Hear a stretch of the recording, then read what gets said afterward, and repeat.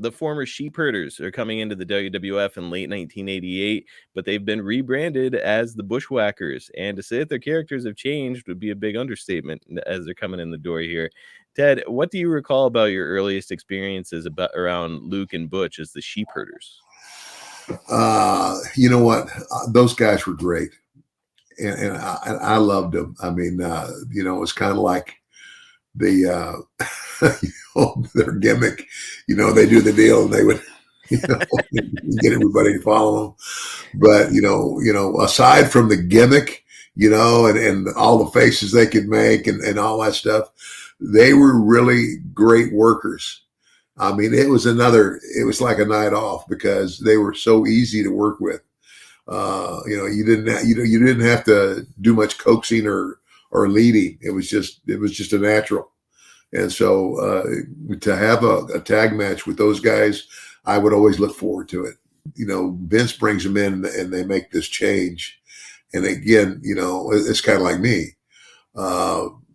They're going to be good guys, but the kids are going to like them because of all that crazy stuff they do.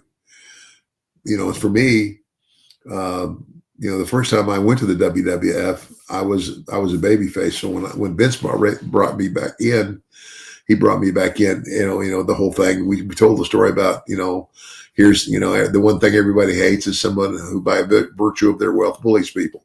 The character of the $1 Million Man.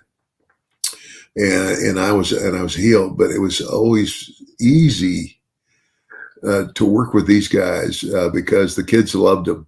And of course, it was especially, I had a lot of fun because, being one of the most hated heels, and wrestling with the Bushwhackers was, and they would do, they would do things to where, it's like I'd be backing up like this, and he comes in the ring, he just taps me on the shoulder, and I turn around and he just pokes me in the eyes.